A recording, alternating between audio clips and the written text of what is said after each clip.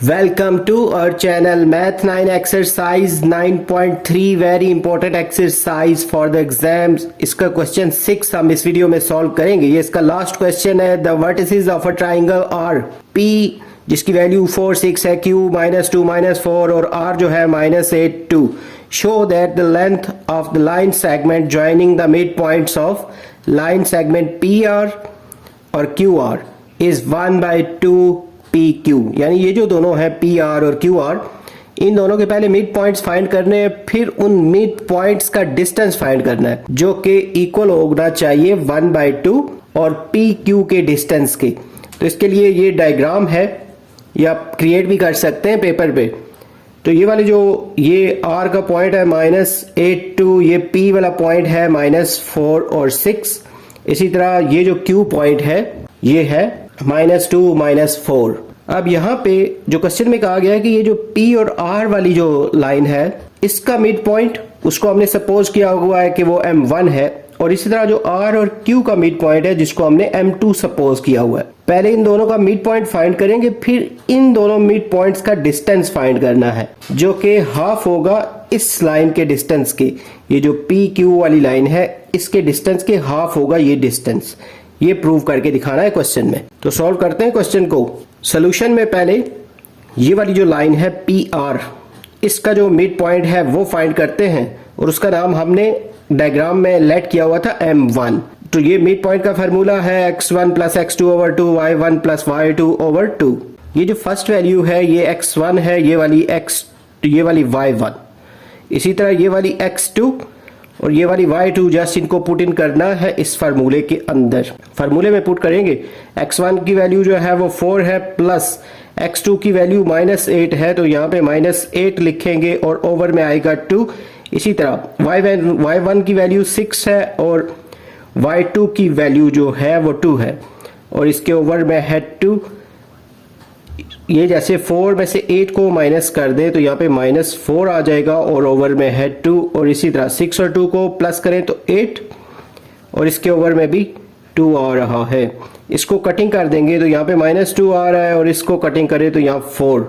ये जो आंसर है ये M1 का, ये जो फर्स्ट मिड पॉइंट हमने कहा हुआ ना PR को डायग्राम में, ये उसका आंसर है। इसी तरह लेट M2 जो है is the mid point of QR हमने सपोज किया हुआ है, और Q और R की वैल्यूज यहाँ लिख के, ये वाली जो वैल्यू है ये x1, ये वाली y1, इसी तरह ये वाली x2 और ये वाली y2 के इक्वल है। तो इसको मिड पॉइंट के फार्मूले में पुट करते हैं।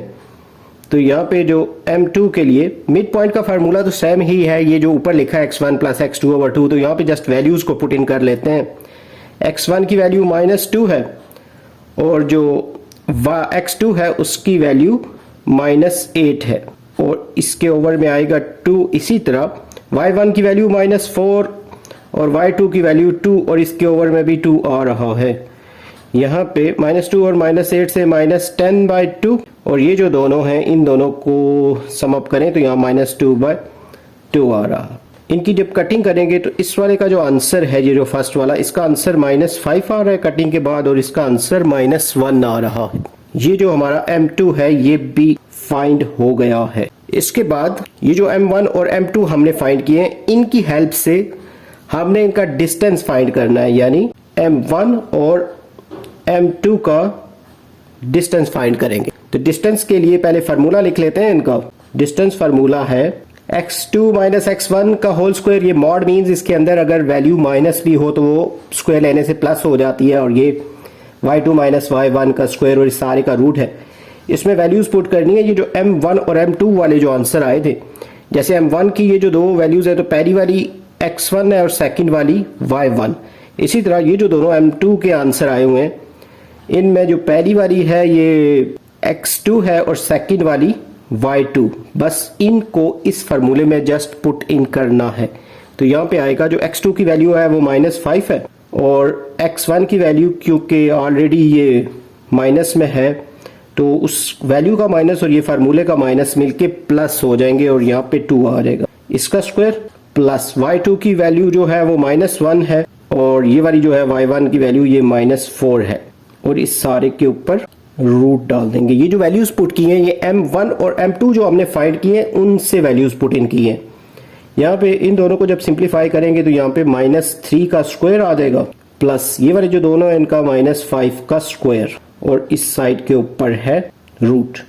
अब यहाँ पे -3 का जो स्क्वायर है वो 9 हो जाएगा और 5 का स्क्वायर 25 और इसके ऊपर है रूट।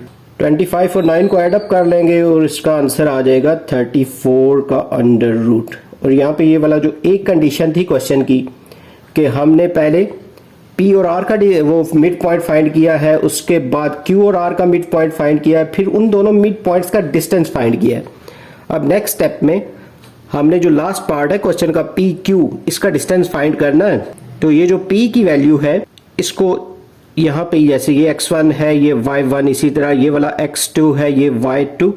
तो डिस्टेंस फार्मूला हम लोग लिख चुके हैं यहाँ पे, लेकिन यहाँ पे अगर दोबारा लिखना चाहें तो लिख सकते हैं x2 माइनस x1 का whole square plus y2 minus y1 का होल स्क्वायर। और यहाँ पे इनकी वैल्यूज जस्ट पुट इन करेंगे तो x2 की वैल्यू इसमें P और Q में -2 है और x1 की वैल्यू -4 है, इसका होल स्क्वायर प्लस y2 की वैल्यू जो है वो -4 है और y1 की वैल्यू 6 है। तो यहाँ पे माइनस ऑलरेडी पड़ा हुआ है, 6 डाल देंगे यहाँ पे और इसका स्क्वायर और इस सारे के ऊपर रूट है। उसके बाद -2 और -4 से -6 का स्क्वायर आ जाएगा प्लस यहाँ पे आएगा -10 का स्क्वायर और इसके ऊपर आएगा स्क्वायर रूट। यहाँ पे आएगा 36, 6 का स्क्वायर प्लस 10 का स्क्वायर आएगा 100 और इस सारे के ऊपर है रूट। इधर आएगा 136 का रूट। 136 का रूट आप कैलकुलेटर से भी फाइंड कर सकते हैं, लेकिन फैक्टराइजेशन के थ्रू इस तरह फाइंड होता है। 136 में 2 का टेबल ले जाएंगे जो कि जाता है 68 टाइम, फिर 2 का टेबल 34 टाइम। तो इसको आप इस तरह कर सकते हैं, 2 का स्क्वायर है फिर मल्टीप्लाई 34 और ये स्क्वायर और रूट कैंसिल होने के बाद इसका आंसर आ रहा है 2√34। और क्वेश्चन में क्योंकि उन्होंने बोला हुआ था कंडीशन के रिक्वायरमेंट के मुताबिक कि m1 और m2 का जो डिस्टेंस है वो इक्वल है 1/2 PQ का जो डिस्टेंस है वो। तो यहाँ पे m1 m2 का जो आंसर हमारा आया था वो था 34 अंडर रूट और 1/2 ये वाला लिख लेंगे ऐसे ही। और PQ का जो आंसर अभी आया है वो है 2√34।